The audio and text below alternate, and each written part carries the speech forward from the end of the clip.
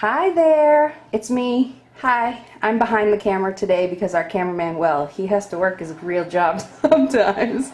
So I'm here behind the camera, and as you see, I have today with me Karen Ranzi, author of Creating Healthy Children, this beautiful book.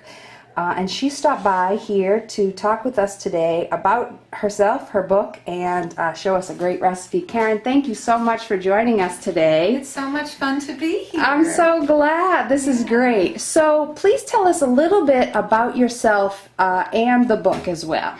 Okay.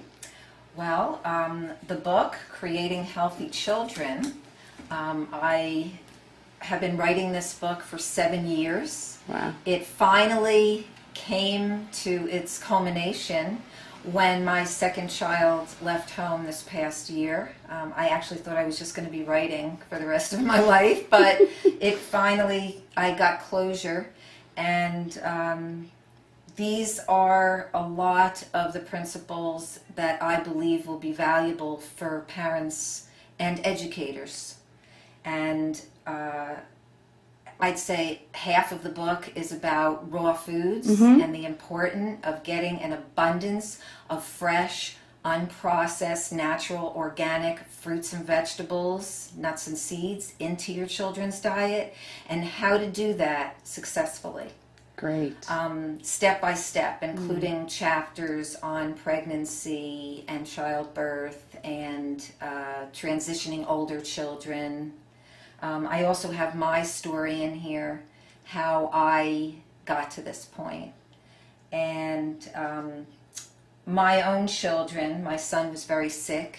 He had asthma, chronic ear infections, and chronic allergic rhinitis as a baby. Wow. And for the first 3 years of his life, we were running to allopathic physicians as well as alternative doctors, and nothing was helping until we switched to a raw plant diet. And we were already vegetarian.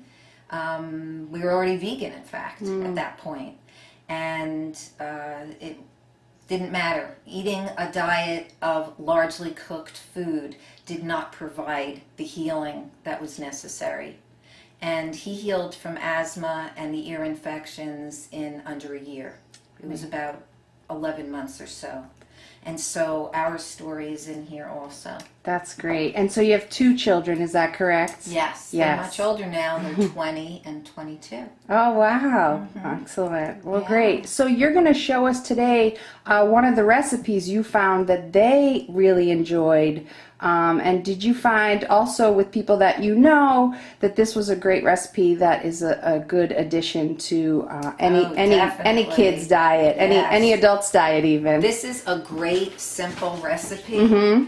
And chapter 18 of my book is filled with kid-tested recipes. Very simple to prepare that even children can do. Good. And this one recipe, and my children loved giving names to their recipes. So this one they called BAT. BAT. Banana, apple, and tahini. Nice. And they would wake up in the morning, and this was especially successful on cold winter days. You know, we live in the Northeast, and they used to love having the packaged processed cereals. Right. They might have been organic processed cereals, but there's really very little, if no nutrition in them. Right. And I felt that there had to be a way to get them away from those processed packaged cereals. And so I tried different things, but they still really wanted them, even though the remainder of their day they would be eating raw foods. They still were having a hard time getting away from those cereals. It wasn't until we started preparing BAT, banana, apple, and tahini. Right. Banana, apple, and tahini. Yes, Great. that we were able to completely all move away from the packaged cereals. And basically what it is 2 chopped, mashed bananas, and everything is done by hand, and just a scoop of tahini, and that combination tastes really delicious. And then chopping in bite-sized pieces of apple. Great. from one whole apple. Oh, neat. And then mixing that all together, and it's just really yummy and satisfying and filling. Oh, great. And that became their winter cereal. They especially loved it in the winter. All right. Well, why don't you show us sort of what that looks like while we talk. So tell us maybe some of the people watching this, maybe they're not sort of, interested in going 100% raw, but they really like this idea of adding more fruits and vegetables into their diet, which is just important for all of us. So maybe some tips on how you can do it. Not only if you're going to do it for your kids, you're probably going to do it for yourself too. Yes, right. So you have to go right along with them. Yeah, exactly. Very, very important for the parents to be the models. Yeah, right. So if you're eating other things, your kids will find out. They're very smart. They know. And so you really have to be the model. You're the key. And they're going to be watching very carefully what you do. So one of the things that worked so well for us, and in my chapter 17 in my book is a chapter called Transitioning Older Children to Raw Foods. I have 21 tips that were extremely successful for us and other families, other raw food families who I have observed.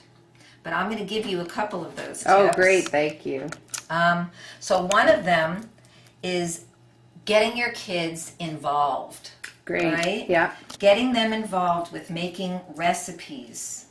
And one of the best ways to do that is buying small kitchen equipment. So I would buy a mini food processor, a mini juicer. We used a Krups juice machine, which is no longer available, but there's a cranking juicer that's non-electrical called the Healthy Juicer, and kids love using that. They can even juice wheatgrass in there, and they can make all kinds of delicious juices in the Healthy Juicer. So mini food processor, mini juicer, mini blender, the Magic Bullet, which is a travel blender, makes a great blender for them. And my kids would take an ironing board, they would put it across the opening of one of the doorways to one of the rooms, and I would give them all of the mini appliances to take into the room.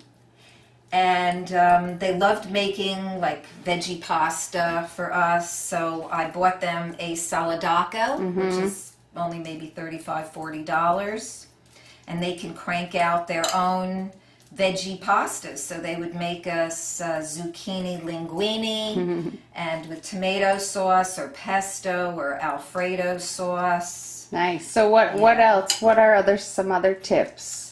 Okay. Well, one, I said that they love to give names. Children love giving names to recipes. So you start giving some fun names, and then they'll make up names for recipes as well. Great. Like the bat, they would wake up in the morning and love to say that they wanted bat. Right. So sort of make it fun instead of like, this is serious and intense, kids. Like kids, they're not into that. Exactly. Something else that I highly recommend that was very successful was puppetry. Okay? A lot of times they don't want to hear you lecturing to them. No. All right? They already, I know I was saying way too much. Right. They got sick of it. But when I used puppets, and we made a lot of our own puppets, and we talked about food, and we talked about health, and if, let's say, we did go to a party and they ate something that wasn't healthy, puppetry and using a puppet to discuss it afterwards was a great way to connect with them in another fun way. Right. So I highly recommend Great. Getting your kids involved with whatever you're doing. Gardening, involving your children outside as much as possible, taking them on hikes in the woods, and talking about how other creatures live. Yeah, right. Nature and natural living.